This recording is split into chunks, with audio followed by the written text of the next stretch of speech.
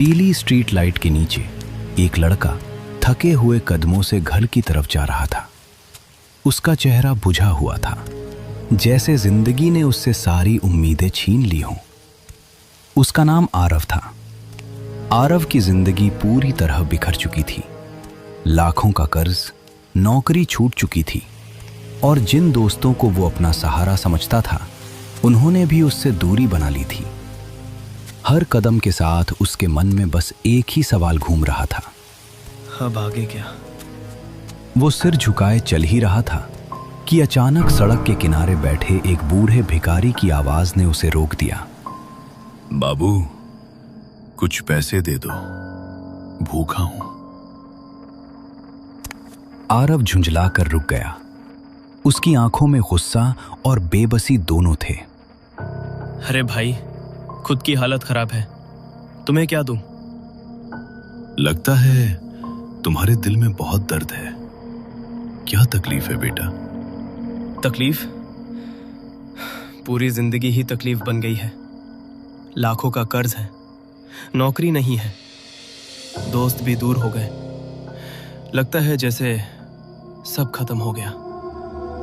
कुछ पल के लिए वहां खामोशी छा गई। हवा और तेज चलने लगी। तो तुम पैसों की वजह से परेशान हो? उसने शांत आवाज में पूछा। तुम्हें ये छोटी बात लगती है? लाखों का कर्ज है मेरे ऊपर। इतनी छोटी सी बात के लिए इंसान इतना परेशान क्यों होता है? अरे, ये तुम्हें छोटी बात कैसे लगती है? बात तो ऐसे कर रहे हो जैसे खुद बहुत अमीर हो। भिखारी ने धीरे धीरे अपनी नजरें उठाईं। उसकी आंखों में अचानक एक अजीब चमक दिखाई दी। हाँ बेटा, मैं भी एक जमाने में बहुत अमीर था। हवा अचानक ठंडी हो गई और आरव को पहली बार महसूस हुआ कि इस अजीब से भिखारी में कुछ रहस्यमयी बात जरूर है। अगर तुम सच में कभी अमीर थे, तो फिर ये हाल कैसे हो गया तुम्हारा? भिखारी कैसे बन गया? उसके चेहरे पर हल्की मुस्कान थी, लेकिन आंखों में जैसे कोई पुरानी याद छिपी हुई थी। अमीर बनने की कहानी हर किसी को अच्छी लगती है, लेकिन अमीर बनने की कीमत बहुत कम लोग समझ पाते हैं। तो बताओ ना, तुम अमीर कैसे बने थे? भिखारी ने उसकी तरफ गौर से देखा, जैसे उसके दिल को पढ़ने की कोशिश कर रहा हो। तुम अमीर कैसे बनना चाहते हो बेटा? बहुत सारी मेहनत करके या थोड़ा जल्दी? मेहनत तो अभी भी कर ही रहा हूं, लेकिन अमीर बनना तो दूर, अब तो ठीक से जीना भी मुश्किल हो गया है। छोड़ो ये सब, पहले तुम बताओ, तुम अमीर कैसे बने थे? और फिर ऐसा क्या हुआ कि आज इस हालत में हो? और मैं कैसे मान लूं कि तुम सच बोल रहे हो? भिखारी धीरे धीरे मुस्कुराया। विश्वास इस दुनिया की सबसे महंगी चीज है, लेकिन अगर मैं तुम्हें अमीर बनने का ऐसा तरीका बताऊं जो बहुत कम लोगों को पता है, तो क्या तुम मुझ पर विश्वास करोगे? तुमने कभी सोचा है इस दुनिया में इतने कम लोग ही बहुत अमीर क्यों होते हैं? क्यों? क्योंकि अमीर बनने के लिए लोग किस हद तक जा सकते हैं, ये तुम सोच भी नहीं सकते। सबको पता है कि मेहनत करके पैसा कमाया जाता है, लेकिन क्या तुमने कभी सोचा है कि वो लोग ऐसा क्या करते हैं जो हम नहीं कर पाते? आरव के मन में जैसे कोई नई सोच जन्म लेने लगी। शायद हम भी कर सकते हैं, लेकिन हमें कभी बताया ही नहीं जाता। ये सब दुनिया से छुपा कर रखा जाता है। आरव कुछ पल के लिए खामोश हो गया। उसके दिमाग में ये शब्द घूमने लगे। बात तो तुम्हारी सही लग रही है, लेकिन ये सब हमें बताएगा कौन? हर किसी को नहीं बताया जाता, क्योंकि ये रास्ता बहुत ही खतरनाक और भयानक होता है। शायद वो लोग जानते हैं कि आम इंसान ये सब कर ही नहीं पाएगा। मुझे बताओ, मुझे अब अपनी जान की भी परवाह नहीं है। जो कहोगे मैं करूंगा। बस मुझे पैसे चाहिए। याद रखना, इस दुनिया में कुछ पाने के लिए कुछ खोना पड़ता है। मेरे पास खोने के लिए कुछ भी नहीं है, मुझे बस पैसे चाहिए। अगर ऐसा है तो कल रात तुम्हारी जिंदगी बदल सकती है। भिखारी ने धीरे धीरे खड़े होते हुए अपने फटे हुए कपड़ों को झाड़ा। फिर उसने आरव की तरफ देखा। उसकी आंखों में अब वही रहस्यमयी चमक थी। अगर सच में अमीर बनना चाहते हो तो कल रात आ जाना। कहाँ? शमशान के पास, जो पुराना नीम का पेड़ है उसके नीचे। मैं कल वहीं मिलूंगा। शमशान? अमीर बनने के रास्ते हमेशा रोशनी में नहीं मिलते। इतना कहकर वो धीरे धीरे सड़क के किनारे बढ़ने लगा। तभी अचानक दूर से एक काली कार की हेडलाइट्स चमकी। कुछ ही सेकंड में एक ब्लैक कार आकर ठीक भिखारी के सामने रुक गई। कार का दरवाजा अपने आप खुल गया। आरव हैरानी से सब देखता रह गया। भिखारी बिना कुछ कहे आराम से कार में बैठ गया। दरवाजा बंद हुआ और अगले ही पल कार तेजी से अंधेरे में गायब हो गई। अब पहली बार उसे सच में महसूस हुआ कि वो जिस रास्ते पर कदम रखने जा रहा है वो शायद बहुत खतरनाक था। उस रात जब आरव घर पहुंचा तो उसका मन बिल्कुल शांत नहीं था। बिस्तर पर लेटते ही उसकी आंखें छत पर टिक गईं। उसके दिमाग में बार बार वही सवाल घूम रहा था, आखिर उस भिखारी का असली राज क्या है? उसकी रहस्यमयी मुस्कान, काली कार और शमशान के पास मिलने की बात। आरव को ऐसा लग रहा था जैसे वो आदमी कुछ बहुत बड़ा और बहुत खौफनाक बताने वाला है। इन्हीं अजीब ख्यालों में खोते खोते कब उसकी आंख लग गई उसे खुद पता नहीं चला। लेकिन उस रात उसकी नींद भी बेचैन थी, जैसे कल की शाम उसका इंतजार कर रही हो। अगले दिन पूरे दिन उसके मन में बस एक ही बात घूमती रही और आखिरकार शाम के 7 बजे आरव शमशान के पास उसी पुराने नीम के पेड़ के नीचे पहुंच चुका था, ठीक वहीं जहां उस रहस्यमयी भिखारी ने उसे आने को कहा था। शमशान के पास खड़ा वो पुराना नीम का पेड़ हवा में धीरे धीरे हिल रहा था। चारों तरफ अजीब सा सन्नाटा था। दूर कहीं चिता की बुझी राख से धुआं उठ रहा था। वही भिखारी, वो बिना कुछ बोले उसके पास आकर बैठ गया। दोनों नीम के पेड़ के नीचे आमने सामने बैठ गए। कुछ पल तक बस हवा की सरसराहट ही सुनाई देती रही। तो सोच लिया तुमने?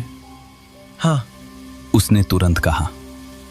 मैं कुछ भी करने के लिए तैयार हूं, बस मेरी बाकी की जिंदगी ऐशो आराम में गुजरनी चाहिए। जो मैं तुम्हें बताने जा रहा हूं वो इतना आसान नहीं है। मुझे क्या करना होगा? भिखारी के चेहरे पर एक रहस्यमयी मुस्कान फैल गई। उसने चारों तरफ नजर दौड़ाई, जैसे ये यकीन कर रहा हो कि कोई सुन तो नहीं रहा। एक साधना है, उसे हाकिनी की साधना कहते हैं। हाकिनी? ये क्या होता है? हाकिनी एक पिशाचिनी है, एक ऐसी शक्ति जिसे अगर तुम साध लो तो दुनिया की कोई भी चीज तुम्हारे लिए असंभव नहीं रहेगी। दौलत, ताकत, ऐशो आराम, जो कुछ तुम चाहो वो सब तुम्हें मिल सकता है। लेकिन क्या बाबा? इस दुनिया में हर चीज की एक कीमत होती है। लेकिन मेरे पास तो देने के लिए कुछ भी नहीं है। गलत। हर इंसान के पास एक अनमोल खजाना होता है, उसकी आत्मा। अगर तुम हाकिनी की साधना करना चाहते हो तो तुम्हें अपनी आत्मा का सौदा करना होगा। और याद रखना, उसके बाद तुम्हें हाकिनी की हर एक आज्ञा माननी होगी। मैं सब करने के लिए तैयार हूं। मुझे बताओ, मुझे क्या करना होगा? अगर सच में हाकिनी को सिद्ध करना चाहते हो तो तुम्हें उसकी पहली भेंट देनी होगी। अमावस्या की रात ठीक 12 बजे तुम्हें एक 18 से 22 साल की मृत लड़की का खून लाना होगा और उसके शरीर का मांस का एक टुकड़ा भी। ये सुनते ही कुछ पल के लिए चारों तरफ सन्नाटा और गहरा हो गया। फिर उस मांस को मायावी मंत्रों से अभिमंत्रित करना होगा और उसी के साथ हाकिनी की साधना करनी होगी। तभी वो शक्ति तुम्हारे सामने प्रकट होगी। आरव का दिल तेज धड़कने लगा, लेकिन उसने पीछे हटने के बजाय सिर हिला दिया। भिखारी ने अपने फटे हुए झोले में हाथ डाला और एक पुराना मुला हुआ कागज बाहर निकाला। उसने वो कागज आरव के हाथ में थमा दिया। इसमें वो सारे तांत्रिक मंत्र और विधियां लिखी हैं जो तुम्हें करनी होंगी। फिर उसने जेब से एक छोटी सी कांच की शीशी निकाली। उस शीशी में गहरा लाल तरल भरा हुआ था। भिखारी ने वो भी आरव को दे दी। ये पहली आह्वान क्रिया के लिए है। अब बाकी सब तुम्हारे साहस पर निर्भर है। इतना कहकर वो अंधेरे की तरफ बढ़ने लगा। कुछ ही क्षणों में उसकी परछाई शमशान की धुंध में गायब हो गई। आरव अकेला खड़ा रह गया, हाथ में वो मंत्रों वाला कागज और कांच की शीशी लिए। और पहली बार उसे एहसास हुआ, अब वो एक ऐसे रास्ते पर कदम रख चुका है जहां से शायद लौटना नामुमकिन था।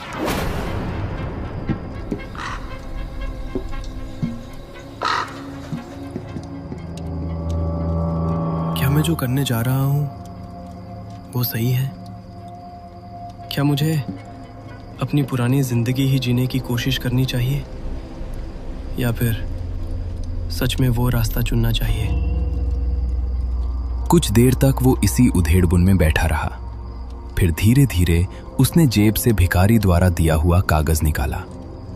कागज पुराना था और अजीब सी गंध आ रही थी उससे।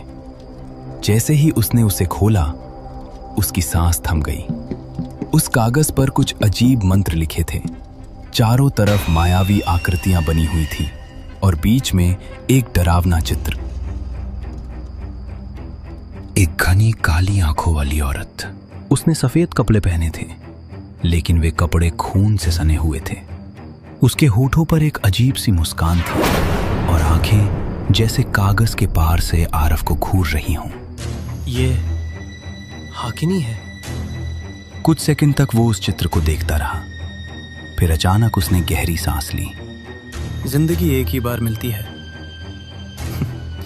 तो क्यों ना ये रास्ता अपना कर देखूं? तभी अचानक उसका फोन जोर से बज उठा। आरव चौंक गया। स्क्रीन पर नाम चमक रहा था, रोहित। उसका वही दोस्त जिसने कभी उसे धोखा दिया था। आरव ने कुछ सेकंड तक फोन को घूरा, फिर कॉल उठा ली। आरव, यार जल्दी आ। क्या हुआ? मेरा एक्सीडेंट हो गया है। शमशान वाले रास्ते पर किसी कार ने मेरी बाइक को टक्कर मार दी। तो मैं क्या करूं? मरने से पहले इतनी भी मदद नहीं करेगा? अब याद आई मेरे लिए मत आ, लेकिन शीतल के लिए तो आ सकता है। शीतल का नाम सुनते ही आरव जैसे पत्थर का हो गया। उसकी आंखों के सामने पुराने दृश्य घूम गए। शीतल, उसकी गर्लफ्रेंड, जिससे वो सबसे ज्यादा प्यार करता था। लेकिन जब आरव की जिंदगी बर्बाद होने लगी तो वही शीतल उसे छोड़कर पैसों के पीछे भाग गई और उसी रोहित के साथ चली गई। कुछ पल तक वो खामोश बैठा रहा।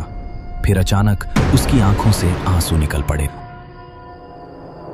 वो तेजी से उठा, अपनी गाड़ी लेकर निकल पड़ा।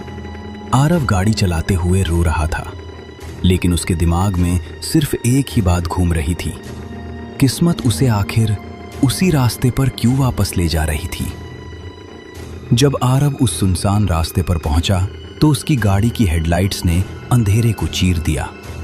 सड़क के किनारे टूटी हुई बाइक पड़ी थी और कुछ दूरी पर 2 लोग जमीन पर थे। आरव घबराकर जैसे ही वो पास पहुंचा, उसका दिल जोर से धड़कने लगा। जमीन पर शीतल पड़ी थी। उसकी हालत बहुत खराब थी। उसके कपड़े खून से भीग चुके थे और सड़क पर चारों तरफ खून फैल चुका था। उसकी सांसें अब लगभग बंद हो चुकी थीं। शीतल। लेकिन अगले ही पल शीतल का शरीर बिल्कुल शांत हो गया। वो मर चुकी थी। कुछ ही कदम दूर रोहित बैठा था, घायल हालत में। वो दर्द से कराहते हुए फोन पर किसी से मदद मांग रहा था। हेलो, जल्दी एम्बुलेंस भेजो, यहाँ एक्सीडेंट हो गया है। आरव कुछ सेकंड तक शीतल को देखता रहा। उसकी आंखों में आंसू थे, लेकिन उसके मन के अंदर अचानक एक अलग ही सोच जन्म लेने लगी। भिखारी की बातें, हाकिनी की साधना और अमावस्या की रात, सब कुछ एक साथ उसके दिमाग में घूम गया। उसने धीरे से चारों तरफ देखा। रोहित अभी भी फोन पर बात करने में लगा हुआ था। उसी पल आरव धीरे से झुका। उसने जमीन पर फैले शीतल के खून को अपने हाथों में लगी छोटी शीशी में भर लिया। फिर उसकी नजर शीतल के हाथ पर गई। एक उंगली बुरी तरह से टूटकर अलग पड़ी थी। आरव ने धीरे से वो टूटी हुई उंगली भी उठा ली और अपनी जेब में रख ली। कुछ ही सेकंड में वो फिर सीधा खड़ा हो गया। तभी रोहित की नजर उसकी तरफ पड़ी। रोहित रोने लगा। शीतल मर गई यार। आरव भी वो जोर जोर से रोने लगा, लेकिन इस बार आरव सच में नहीं रो रहा था। वो सिर्फ रोने का नाटक कर रहा था, क्योंकि उसके मन में अब सिर्फ एक ही बात चल रही थी। हाकिनी की साधना अब पूरी हो सकती थी। अगले दिन अमावस्या की रात थी। आसमान बिल्कुल काला था। चांद का कहीं नामो निशान नहीं। शमशान के पास खड़ा वही पुराना नीम का पेड़ अंधेरे में किसी भूत की तरह झूम रहा था। घड़ी में लगभग 12 बजने वाले थे। आरव उसी पेड़ के नीचे जमीन पर बैठा था। उसके सामने वही पुराना कागज, खून की शीशी, टूटी हुई उंगली और भिखारी द्वारा दी गई काले पानी की छोटी बोतल रखी थी। चारों तरफ इतना सन्नाटा था कि उसकी अपनी सांसों की आवाज भी साफ सुनाई दे रही थी। आरव ने कांपते हाथों से वो कागज खोला। उसमें बनी तभी धुएं के बीच से एक भयानक आकृति धीरे धीरे उभरने लगी। पहले 2 लाल चमकती आंखें दिखाई दी, फिर एक डरावना चेहरा। वो थी हाकिनी, एक भयानक यक्षिणी। उसके सिर पर एक भी बाल नहीं था। चमकती हुई गंजा खोपड़ी आग की रोशनी में डरावनी लग रही थी। उसने सफेद साड़ी पहन रखी थी, लेकिन उसके आधे कपड़े खून से सने हुए थे, जैसे वो सदियों से जिंदा हो। उसका चेहरा अजीब था, न पूरी तरह क्रोध